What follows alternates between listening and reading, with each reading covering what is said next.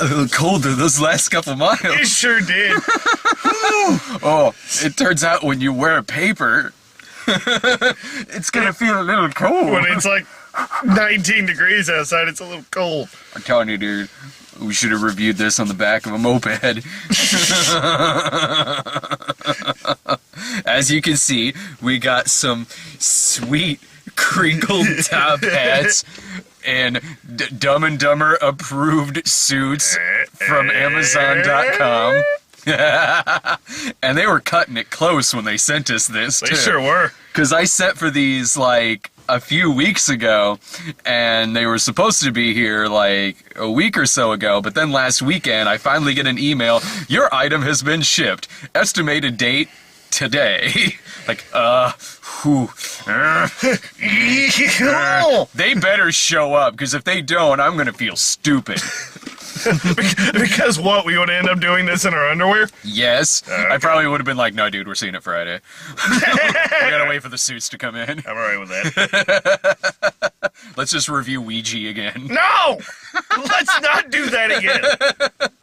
So they came in the mail yesterday, and I tried it on to make sure it fit, because, you know, it's one size fits all.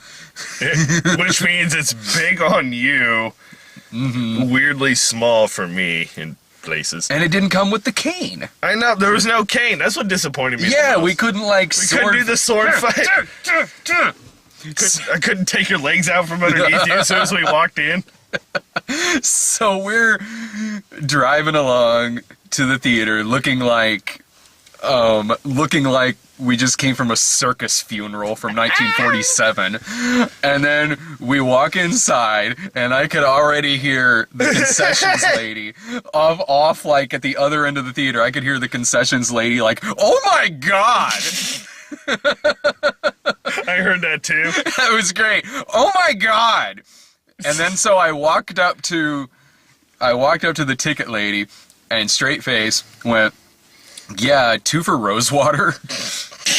She didn't even like bat an eye. Bat an She's eye. like, okay. Okay. Like, Well then, 2 for Dumb and Dumber I too, also since need you that, too. fucked up that joke, lady. God damn it. That was supposed to be funny. You ruined it. You ruined it. You completely well, that's way better though than the reception Nick got at this same theater several years ago when Big Fish was playing, and Nick went up to the ticket lady and said, "Is this movie stinky?" And she's like, "What?" he's like, you know, like stinky, like, you know, like stinky, like the Big Fish, you know, stinky. And she's like, "Is that supposed to be a joke?" And he's like, "I just need 1 for Big Fish, please." Here's the thing, she knew him from like high school. Nick, you charming son of a bitch. So we didn't get a reception that bad. In fact, the employees wanted their pictures with us. They did. Some of the employees there did indeed take their picture with us. The drunk guy wouldn't leave us alone. No. We talk about that at the end of the Rosewater video. There was a drunk guy walking around who was going to Rosewater, thank God. Yeah. No disrespect against Dumb and Dumber 2. I thought he was here for our movie. I thought it was too. Crap. Fuck. He's gonna sit by us too. He's gonna sit by us. Shit. And the theater was really crowded. It was really crowded with people who loved the first one and saw us all night just going, nice! And then when Dave and Sarah's movie started like a half hour before ours did. And so when they went in their theater, we popped out and stopped off to the gas station. And when we were walking out, there was some bros standing there. And I'm just standing there. We're just talking to each other. I'm like, dude, we look spectacular. And then the one bro guy is standing there like, yes, you do. See? I know, dude, like, dress up in these kinds of suits, people, you will get noticed. It turns out you'll really get noticed. It looked really funny when we were using the restroom at the urinal. Yeah, it did. Especially because I was standing in front of the kids. Yeah, you were. I was hoping you would do that, too. I did. And then when we went to the gas station, because, you know, we're still dressed like this, we went into the gas station, and the lady who was working at the gas station goes, nice Clockwork Orange outfits. No, It's from Dumb and Dumber. it's a swing and a miss. This is from Dumb and Dumber. You could not possibly have picked two different things. People were coming up, getting a picture with us. It was fun. Well, they obviously recognized us Oh, yeah, they from recognized Paranoia. Oh my god! Oh my god! You're ill! Please. I'm just trying to watch a movie, alright? I honestly thought this movie was a really good time. Like, I enjoyed it. yeah, I laughed. I had fun. Is there certain nostalgia elements to me having fun during this movie? Well, yeah. Yeah. Of course. Because I was grinning throughout this entire movie. I just liked seeing these two guys back together, doing their thing. They still have fantastic chemistry together. But I was genuinely finding it funny because, sure, I don't like this movie just because I like the first one and I watch the first one all the time. There's been plenty of sequels that have come out like several years after the first one and I go see it with high hopes and I don't care for it very much. This one I really did have a good I did have a good time at. It's dumb, of course. It's dumb, yeah. It is. I mean, don't expect much. The title alone. But with that being said, man, I had fun. I did. laughed, and exactly what you said. I mean, is there some nostalgia going on? Yeah, there is. But with that being said, it's not that it's going to completely cloud my judgment. There was nostalgia to this movie, but on its own movie, without the nostalgia feeling, I still enjoyed it. Yeah. Was it as good as the original in terms of the comedy and how hard it made me laugh? No. No, it's not. But with that being said, as its own standalone official sequel to it, was it appropriately funny for the franchise, so to speak? Yes. Well, fans of the first one like this movie. Yeah. Personally, I think so. I think so. The parts in the movie that I laughed out loud at, and I laughed out loud quite a bit in this movie, I think I genuinely would have laughed at if it's been 20 years since I've seen the first one. Now, the fact I was grinning all the way through the movie is certainly just because I love the first one so much, and I just love the fact that this movie was made. I like seeing these guys together, and that's great. Granted, of course, if I wasn't having these laugh-out-loud moments, I wouldn't have been smiling through this movie. I probably would have been very, very sad. This would have been probably quite possibly the most depressing review we've ever done. Shit. If this movie was... Boy, do we look like schmucks. I think we don't. But it not only did I sit there enjoying this movie in the same way, well, not the same way in that I like this movie as much, because the first one's still a better movie than this, but it wasn't even so much that it was making me smile because I love the first one, and it kind of brought me back to when I saw the first one for the first time, but not even outside of that. The movie, in and of itself, really is kind of a love letter to that kind of stupid comedy from the 1990s. Yeah. Not just Dumb and Dumber, No, but throw not in just- something like Tommy Boy. Yeah, throw in any of those styles of comedies that came out in the 90s. Yeah. Yeah, I mean, it's not even just a love letter to Dumb and Dumber. It's that entire, like Tommy Boy, Black Sheep, the Adam Sandler movies. Those. I don't have nostalgia for those, but I know plenty of people do. I don't either, but they were still, I know a lot of people who do, and it was still within roughly the same time period. Yeah, So, absolutely. I mean, it's a love letter to those.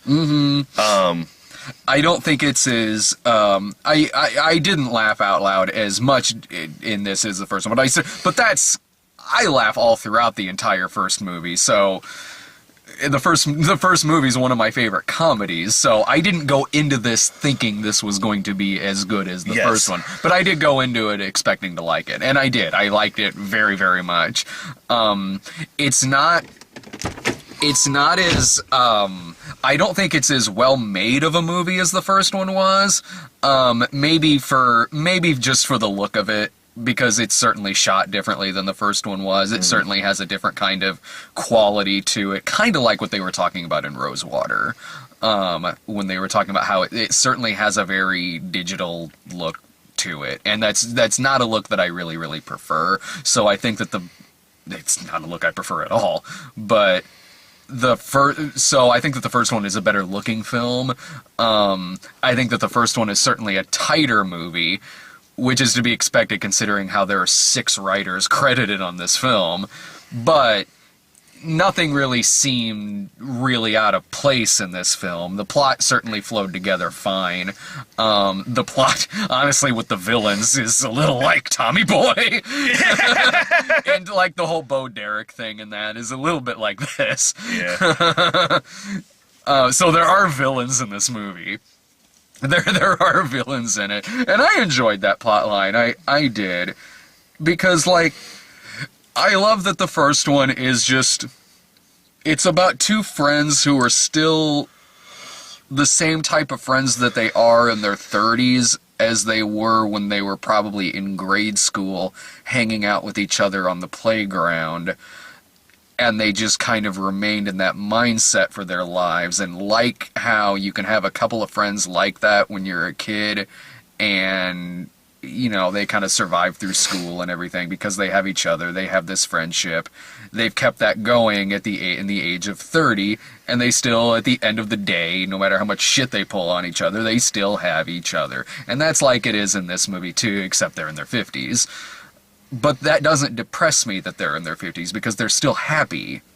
Exactly. Yeah, I think you said Sarah mentioned that, you know, it's just going to kind of be sad, but was it sad to see 2 actors that I respect age in the sense of, you know, the comedy that they did when they were in their 30s as opposed to now? Somewhat, but I mean, like you said, it's the 2 characters themselves that I enjoy. They're just executed by 2 very funny individuals. Oh, yeah. I loved seeing Jim Carrey back. Oh, God, I was so happy. I was so happy seeing that. Yeah, me too. And it's exactly what you said. It's that friendship that, yeah, their humor is sophomoric and it's stupid and violent. Yeah, because, like, some people just have that dick friend, like Lloyd Christmas. They just have that asshole friend. Yeah, and Lloyd Christmas is, like, the friend you had in school who always fucking got you in trouble. Yeah. You know, like, it was usually his fault, and he's kind of an asshole, but you still like the guy because you're both kind of surviving together. And also, Lloyd, for all of Lloyd's faults as a person, he's a genuinely optimistic person. He sure is.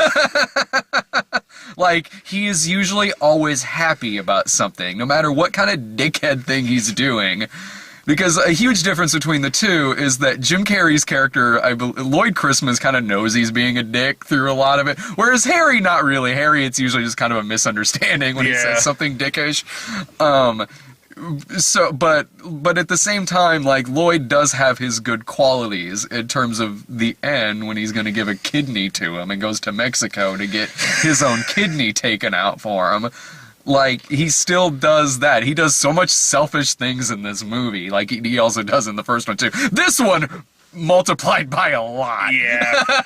Yeah. Like, as much of a dick as Lloyd Christmas kind of is in the first one, he is so much in this. But I just love Jim Carrey. He's still, for me, I don't dislike this person. I don't dislike Lloyd Christmas. I want these 2 guys to succeed. I want them to be happy. You know, I want them to, you know, live to the age of 80. I do too. I do too. I want to see number 3.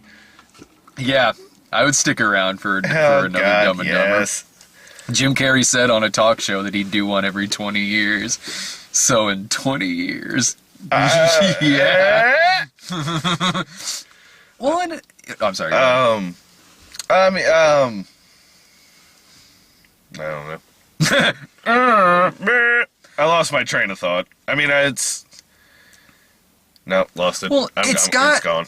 it does have a lot of references to the first one in it, but in this, I honestly thought that they made it work, because even though it's 20 years later, it's almost a direct sequel to the first one, in that Lloyd Christmas has been goofing in an insane asylum as a prank on Harry for 20 years.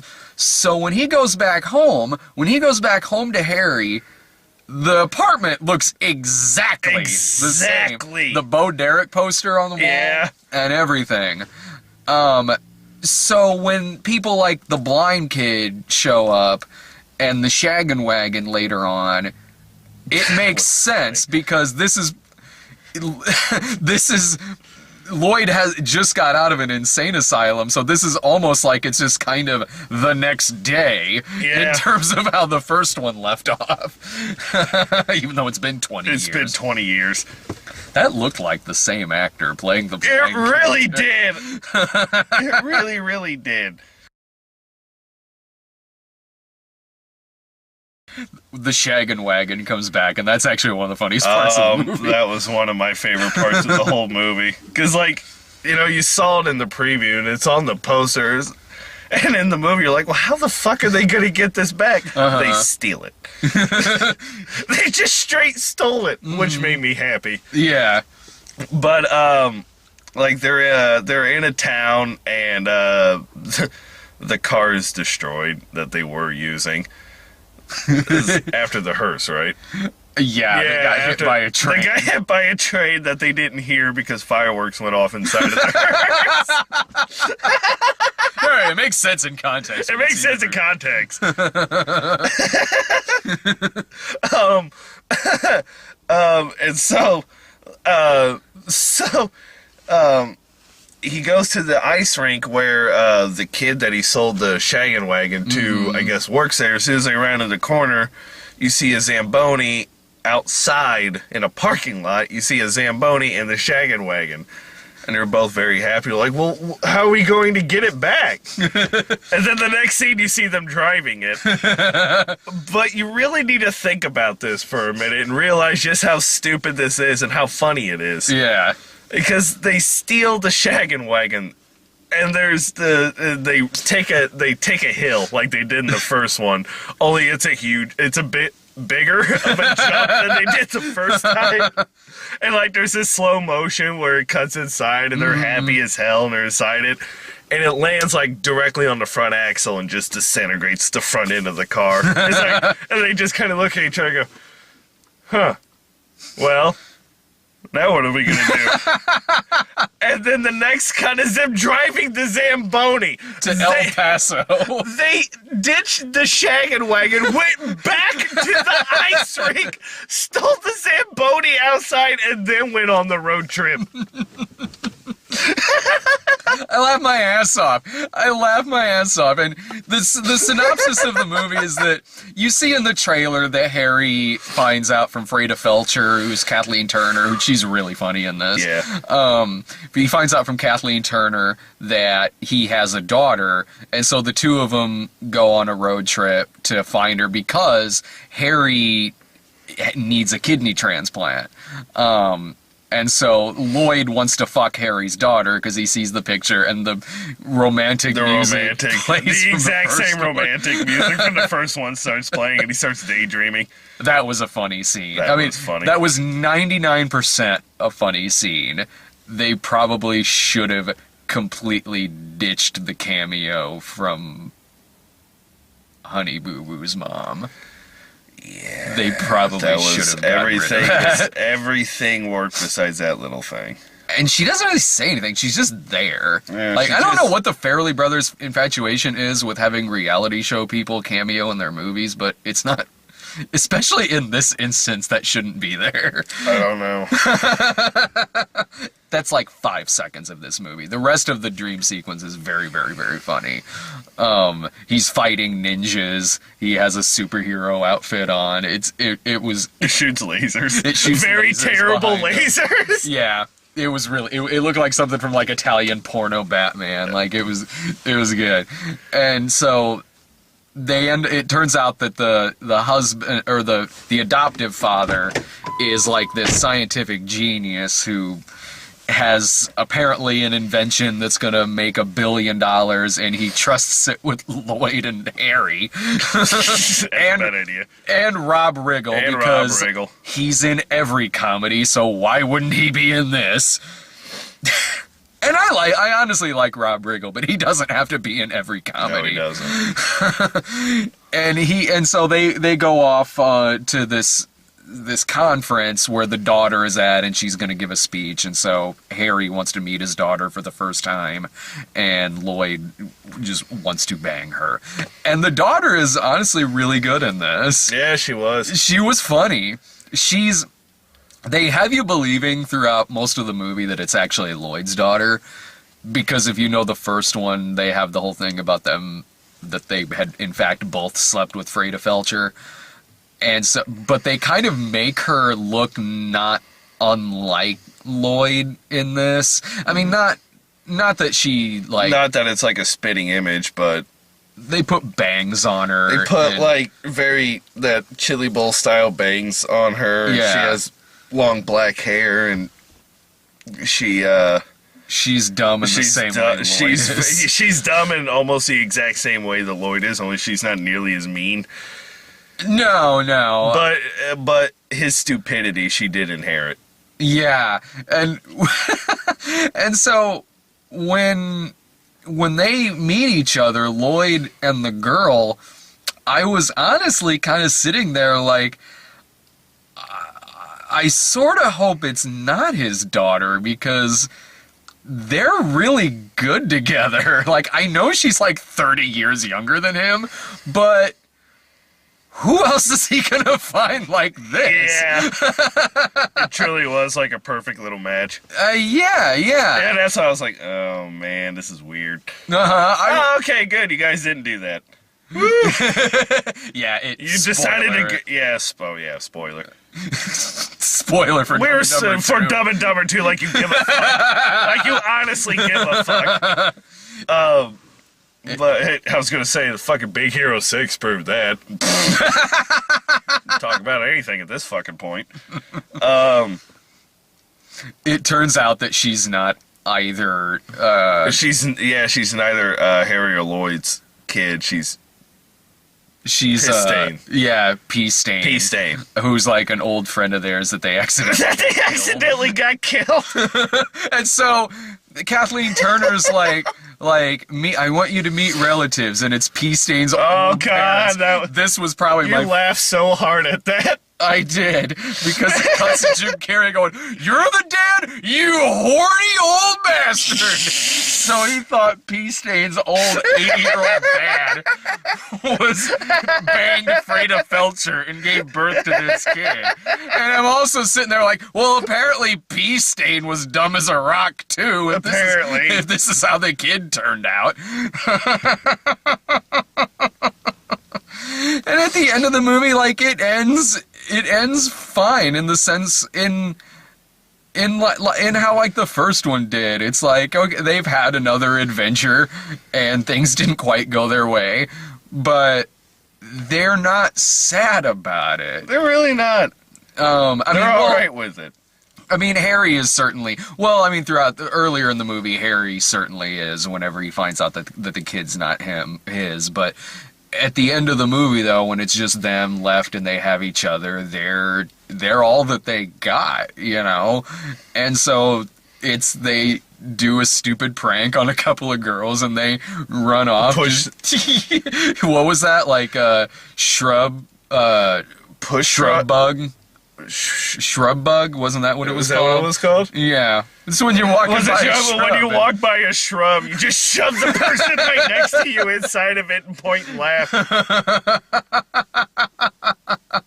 So, yeah, at the end there was like these two attractive women walking slow motion. They're like, this is it. This is our moment. This is where it finally gets good for us. And then they, like, you know, compose themselves to start walking forward. And as soon as they do that thing, they both turn around and go, "Pah! Shrub bug!" And then they run off. And then they run away. The end. That's it. There were some little cutaways that were funny too, like when they talked about rolling that car. Oh, I remember that time when we were doing cartwheels right down that hill. Do you remember that? Oh, yeah, I do remember that. We were inside your dad's Lincoln. And then it just cuts to this Lincoln, like, barrel rolling itself down a hill. It's just like a 5-second cutaway gag. I mean, I would recommend this. I would recommend this if you really, really, really like the first one. Yeah. If you love it the same way that we do, and, you know, you kind of grew up with it from the ages 13 on, and that's how old I was when the first one came out, then I certainly recommend it. I'm not saying you're going to like it as much, but I can't imagine anyone going into this thinking that they'll love it as much as the first one.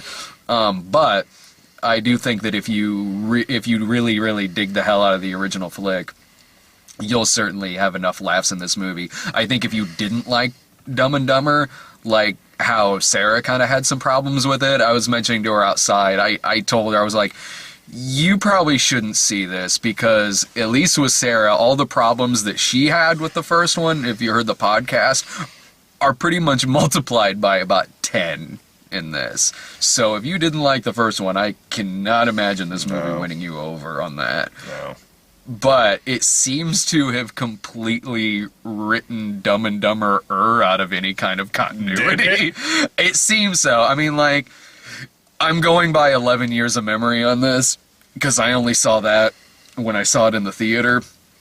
But I don't, unless you can tell me differently, I could be wrong here, but I don't remember Harry being adopted in the first one. In fact, I remember Lloyd having like a crush on Harry's mom in Dumb and Dumber.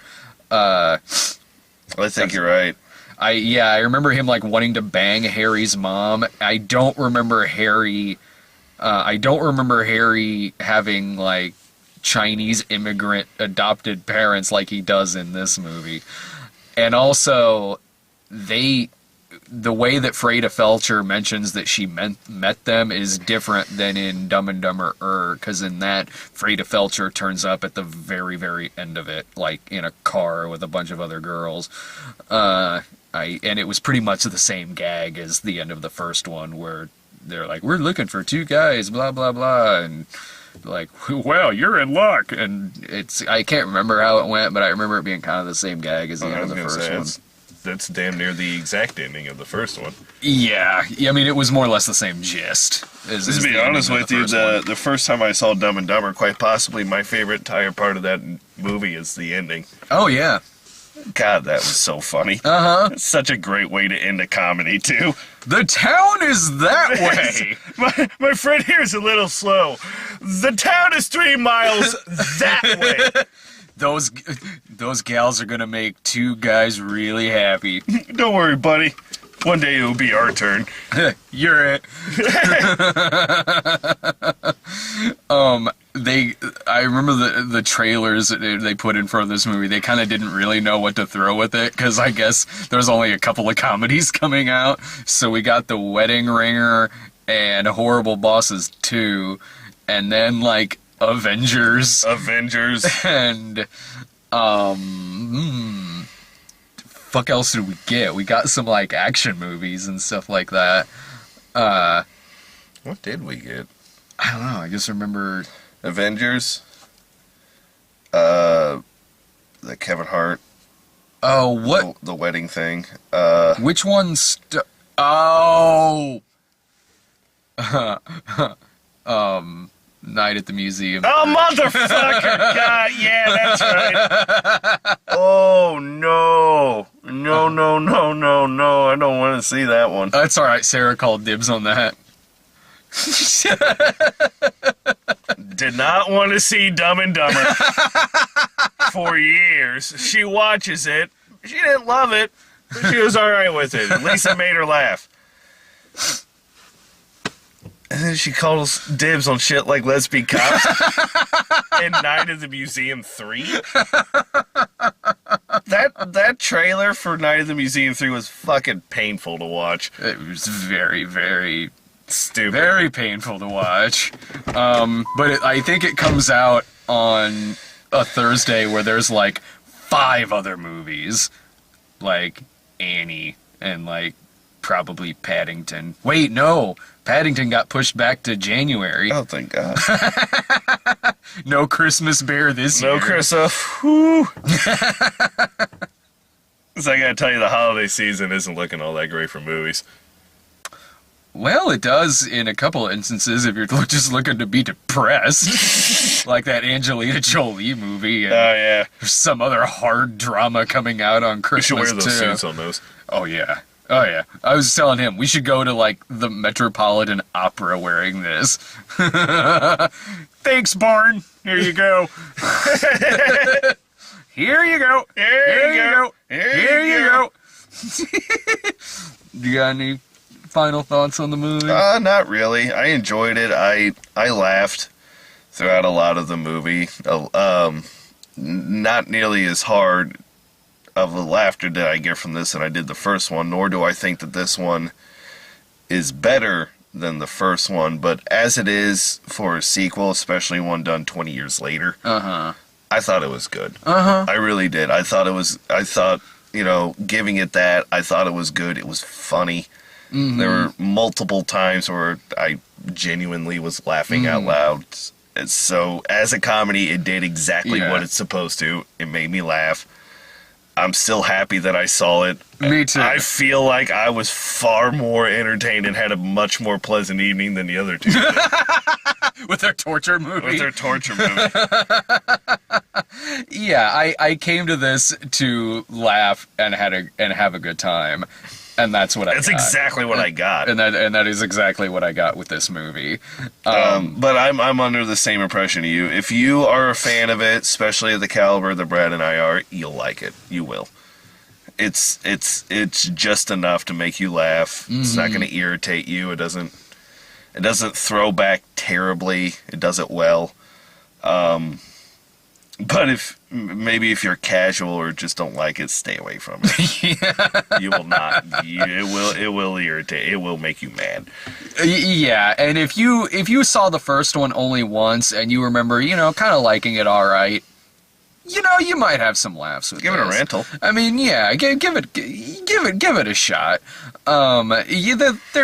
Especially if you like Jim Carrey. If you like Jim Carrey and you miss classic Jim Carrey like this movie puts forward in full force, if you miss seeing that Jim Carrey amidst the Mr. Popper's Penguins of recent years and Kick-Ass 2, which, I mean, he was great in Kick-Ass 2, but he's only in it for 10 fucking minutes. It was the only good 10 minutes of that movie. Then this is a welcome return to classic 90s Jim Carrey. Missed you, Jim. Next, I want Cable Guy 2. God Oh, damn it. please, God, yes. I would love that. That is another movie that other people do not share that same opinion with. I love the Cable I Guy. love the Cable Guy. I fucking love the Cable. I fell in love with that when I first saw it. Oh, me too. I didn't understand why everybody else who I was sitting there Yeah. watching that movie with, there was like 10 of us. Everyone who was there watching that with me were pissed. Except for me. I was laughing my ass off. Oh, yeah. And not only that, like, it was actually genuinely kind of terrifying. Yeah, it actually was. I thought it was actually kind of terrifying. Yeah, But the dark humor had me fucking laughing. me in too. I thought it was. You was fixed really my fun. lisp. You son of a bitch. Oh, the cable's out. You don't say. You don't say. What's with the cut cord? That's for effect. I like that movie. I like how it's Jim Carrey gone slightly darker with the creepy shit like the spider crawling across his face and he's making the weird phone call. Like, it did have some creepy parts. I thought it was a good dark comedy that's a pretty decent send-up of like the stalker thrillers Yeah. of the early 90s. I enjoyed the Cable Guy. Me too. I would love to see a Cable Guy too. I would totally welcome a Cable Guy. I don't think it's going to happen. It's never gonna It's happen. never going to happen, but I would not mind seeing that. All right, next week is Hunger Games 2, or Hunger Games 3, 12. 3 Fucking Part knows. 1, the Hunger Games Mockingjay, which honestly I could probably wear this to. Probably, they probably wouldn't fucking think anything of it. They would. You are not wearing your powdered makeup. Oh, that's true. You had to go in there and, like, make up the shit out of yourself. Other than that, act flamboyant and shit. Yeah, no, nobody I gives just a need to fuck. have Nick antique me in my sleep. There, I got my powder on. Ah, there we go. Later.